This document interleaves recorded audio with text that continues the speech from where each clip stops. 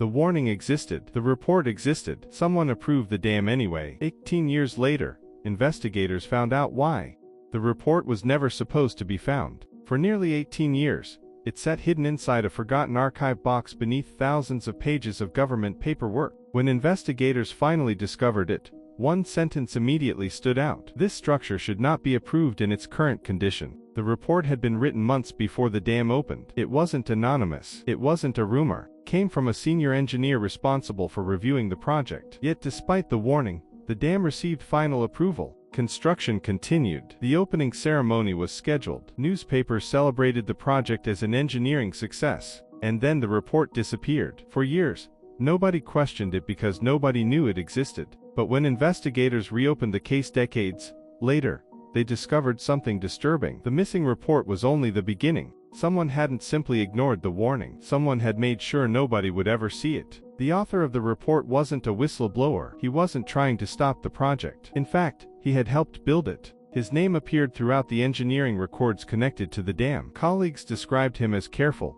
methodical, and difficult to alarm. When he raised concerns, people listened. At least they used to. During the final inspection phase, he became increasingly worried. Several measurements didn't match expectations. Small irregularities appeared in areas that should have been stable. Nothing dramatic, nothing visible to the public, but enough to raise serious questions. He requested more testing, he requested more time, and he documented everything. That documentation became the report investigators would later find. But archived records referenced additional reports written by the same engineer, reports that no longer existed, and that raised a troubling question. How many warnings had actually been removed? The deeper investigators looked, the stranger the archives became. Documents referenced attachments that were gone. Inspection records pointed to pages that no longer existed. Entire sections of technical reports appeared to have vanished. At first, archivists blamed age. Files get lost, boxes get moved, paper deteriorates. But then a pattern emerged. The missing documents weren't random. Nearly every missing page involved structural concerns. Every removed attachment contained inspection findings. Every missing record pointed toward weaknesses inside the dam. The chances of that happening by accident were extremely small. Someone hadn't simply misplaced these documents. Someone had selected them, page by page, report by report, warning by warning. And if that was true, investigators needed answers. Who had access to the files? And more importantly, who had a reason to make them disappear?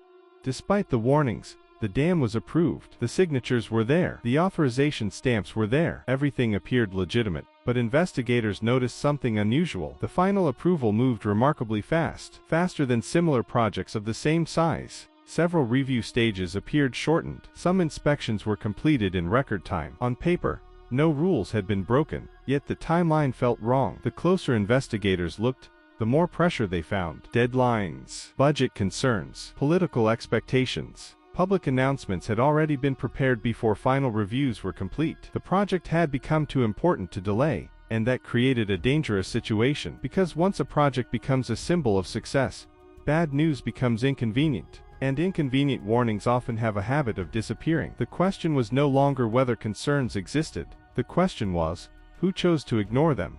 The opening ceremony attracted thousands. Politicians praised the project. Newspapers called it an engineering triumph. Television crews filmed crowds gathered below the massive concrete wall. To the public, the dam represented progress, clean water, reliable power, economic growth. Nobody mentioned the report. Nobody spoke about the missing pages. Nobody discussed the engineers' concerns. The project was presented as a complete success, and for a while, it seemed to be one. Months passed, then years. The dam continued operating without major incidents. New neighborhoods appeared downstream. Businesses expanded. Families built homes in areas once considered empty land. The longer nothing happened, the easier it became to believe the warnings had been wrong. But hidden inside maintenance records, investigators would later discover something troubling. The first signs of trouble had already begun. The first warning didn't come from engineers. It came from instruments. Deep inside the dam, monitoring systems began recording unusual readings. At first, the changes seemed insignificant. Large structures move, concrete expands and contracts, sensors occasionally fail, but the readings continued month after month. Maintenance teams submitted reports. Inspectors reviewed the data. Additional measurements were taken, yet no clear explanation emerged. What made the situation more troubling was where the readings appeared. The locations matched areas previously mentioned in the missing engineering reports. The same sections, the same concerns, the same unanswered questions. Years later, investigators reviewing the records could not ignore the connection. The buried report had warned about these exact areas, and now the instruments appeared to be doing the same. Soon, another warning would arrive. Several years after the dam opened, a letter arrived at a government office. It came from a former employee connected to the project. Inside were concerns that had never been fully addressed. The letter referenced missing reports, unfinished testing, and decisions made under pressure. Officials acknowledged receiving it. Then the trail went cold. Investigators later searched for evidence of a response. They found none. No review, no public discussion, no sign that the concerns were formally investigated. It was as if the letter had vanished into the system, yet fragments survived inside unrelated archive files. Years later, those fragments were recovered. The discovery shocked investigators. The concerns described in the letter closely matched the warnings found in the buried report. Two separate warnings, years apart, pointing to the same problems. And still, nobody acted.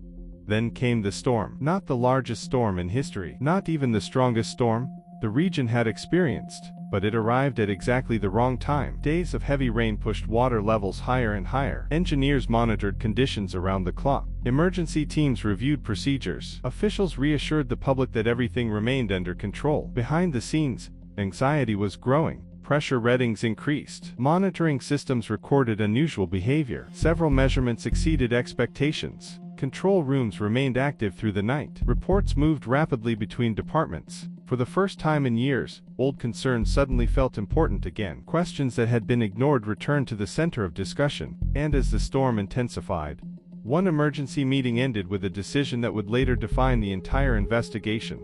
The official timeline says the crisis escalated quickly. Investigators would later disagree. According to recovered records, warning signs had existed for years. The storm simply exposed problems already present. During the most critical hours, engineers monitored conditions continuously. Pressure increased. Water levels rose. Emergency meetings took place behind closed doors. Many conversations were never recorded. Others survived only as fragments. One phrase appeared repeatedly. The situation is stable for now. For now. Those three words became central to the investigation. They suggested officials already knew conditions were changing, yet no large evacuation was ordered. No public warning was issued. And while decisions were still being debated, valuable time disappeared. Years later, investigators reached a disturbing conclusion. The crisis had not started that night. That night was simply when everyone finally noticed it. The investigation began almost immediately. Engineers, inspectors, government officials, independent experts. Everyone wanted the same answer. What went wrong? At first, attention focused on the storm. It seemed like the obvious explanation, but the deeper investigators looked, the less convincing that theory became. The rainfall was severe, but not unprecedented. The dam had been designed to survive conditions like these. So why had events unfolded the way they did? Review teams collected maintenance logs, inspection reports, approval documents and technical assessments. Almost immediately, they noticed something unusual. Key documents were missing. Not one, not two. Entire groups of records could not be found, and nearly all of them were connected to early engineering concerns. The same concerns described in the buried report.